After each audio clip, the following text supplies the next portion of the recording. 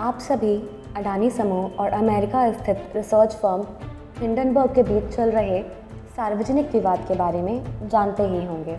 जैसा कि आप जानते हैं, अडानी ग्रुप एक भारतीय औद्योगिक समूह है जो पोर्ट्स, कृषि व्यवसाय, रक्षा, रियल एस्टेट और रिन्यूएबल ऊर्जा के क्षेत्र में काम करता है। उन पर आरोप लगाया गया है, मैं अपने शब्द वापस दोहरा रही हूँ, उन पर अमेरिका की कंपनी हिंडनबर्ग रिसर्च ने आरोप लगाया है कि अडानी समूह ने गतिविधियों का गलत ब्यौरा दिया है। अब मैं आपको इस रिसर्च फर्म के बारे में थोड़ा बता देती हूँ। अमेरिका स्थित हिंडनबर्ग रिसर्च फर्म एक शॉर्ट सेलिंग रिसर्च फर्म है। अगर आपको नहीं पता कि शॉर्ट सेलिंग क्या है, तो यह एक निवेश का गलत तरीका है। वह कंपनी जो उन शेयर को बेचकर मुनाफा कमाती है जिसकी वह मालिक नहीं है, उसी शेयर को कम कीमत में खरीदने की आशा के साथ, यानी स्टॉक मार्केट में आप शॉर्ट सेल कर सकते हैं। मेरा मानना है कि यह केवल इंटेंट ट्रेडिंग तक ही सीमित है। शॉर्ट सेलिंग में आप स्टॉक नहीं खरीदते, इसके बजाय आप स्टॉक को खरीदने के विपरीत बेचते हैं। इस प्रक्रिया को शॉर्ट सेलिंग के रूप में जाना जाता है। जब स्टॉक का मूल्य कम हो जाता है, तभी आप लाभ कमा सकते हैं। आमतौर पर जब आप कोई शेयर खरीदते हैं तब लाभ कमाते हैं, लेकिन शॉर्ट सेलिंग में आप लाभ तब भी कमाएंगे जब शेयर की कीमत कम होगी। यह एक विवादित गतिविधि है, हेज फंड और बाकी निवेश फर्मों द्वारा उपयोग किया जाता है। यह बाज़ार खास शेयर्स पर दांव है। एक मशहूर फिल्म द बिग शॉट, यह काफ़ी अच्छी मूवी है, इसे देखिए। यह मूवी देखकर आप इसकी बारीकियां समझ जाएंगे। अमेरिका की कंपनी ने ठीक यही काम किया है। अगर आप हिंडनबर्ग की वेबसाइट पर जाएंगे तो पाएंगे कि यहाँ कोई ऑफिशियल एड्रेस नहीं दिखाया गया है कंपनी का, यानी इसके बारे में कुछ भी स्पष्ट नहीं है। अगर आप इनका विकिपीडिया पेज देखेंगे तो आप देखेंगे 2017 में स्थापित इस फर्म में कर्मचारियों की संख्या सिर्फ 5 है। रिपोर्ट बनाने में 5 कर्मचारी लगे हैं। जो रिपोर्ट किसी देश की अर्थव्यवस्था को नुकसान पहुंचा देती है और वह जिसका अता पता नहीं। उन्होंने अडानी ग्रुप से 88 सवाल पूछे हैं। आप उन्हें गूगल करके देख सकते हैं, यह उपलब्ध हैं। इस पर अडानी ग्रुप ने 413 पेज का जवाब दिया है। इनमें से 65 सवालों पर अडानी ग्रुप ने अपनी वार्षिक रिपोर्ट के दौरान अपनी पोर्टफोलियो कंपनी का खुलासा किया है। आप इस रिपोर्ट को ऑनलाइन पा सकते हैं। अगर आपके पास धैर्य है और फाइनेंस की समझ है तो मेरा सुझाव है आपको रिपोर्ट पढ़नी चाहिए। किसी संदिग्ध अमेरिकी कंपनी को उत्तर देने की कोई आवश्यकता नहीं है। सवाल पूछना बहुत आसान है और केवल चरम वामपंथी सवाल पूछ रहे हैं। हमारे पास भी सवाल हैं। इस फर्म हिंडनबर्ग की शुरुआत के बारे में सवाल। हमें उनकी फाइनेंशियल रिपोर्ट चाहिए और उनके सहयोगी समूहों के नाम। अगर आप विकिपीडिया पेज देख सकते हैं तो इसमें यह लिखा हुआ है कि रिपोर्ट हिंडनबर्ग लिमिटेड पार्टनर्स को सर्कुलेट की जाती है, जो हिंडनबर्ग को साथ मिलकर चलाते हैं और टारगेट कंपनी में एक छोटी स्थिति रखते हैं। तो हमारा सवाल है कि उनके लिमिटेड पार्टनर्स हैं कौन?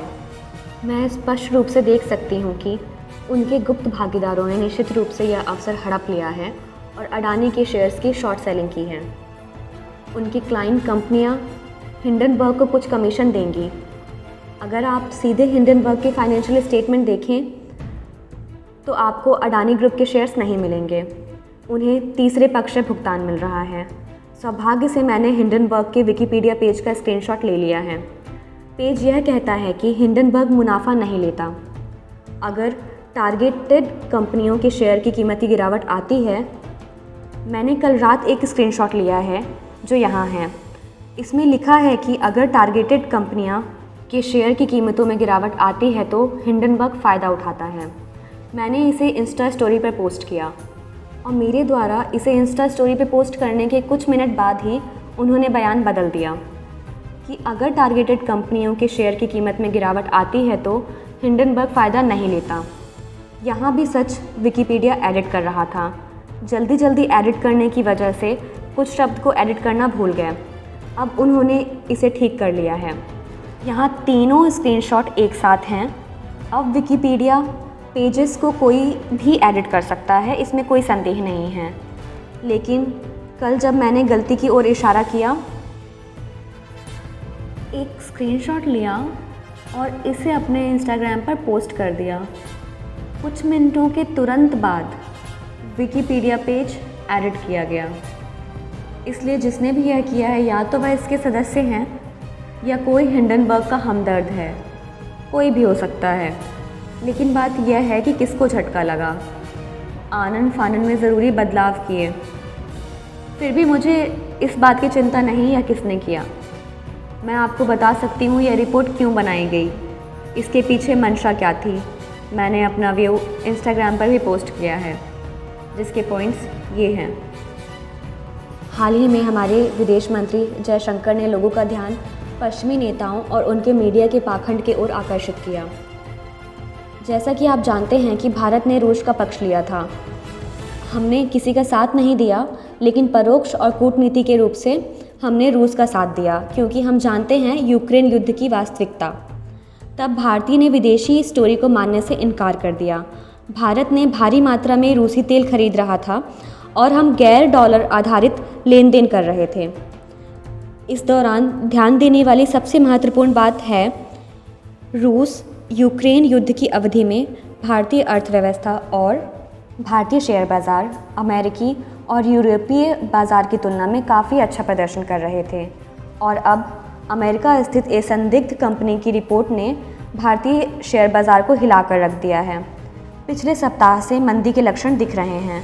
अगर आपको याद हो तो दिसंबर 2020 में पाकिस्तान ने आरोप लगाया था कि भारत के कुछ ईओ डिफेंसों के आधार पर दुष्प्रचार अभियान को पैसा दे रहे हैं।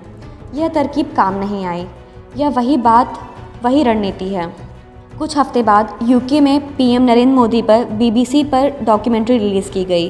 2002 के गुजरात दंगों के बारे में बीबीसी ने हमें जानकारियां उपलब्ध कराईं, हमें यह बताने के लिए कि क्या हुआ क्या नहीं।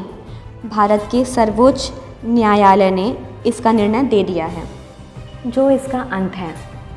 केवल विपक्षी राजनीतिक दल, मूल रूप से वामपंथी गिरोह, कम्युनिस्ट और कुछ हद तक मुस्लिम आबादी इस डॉक्यूमेंट्री में रुचि रखते हैं।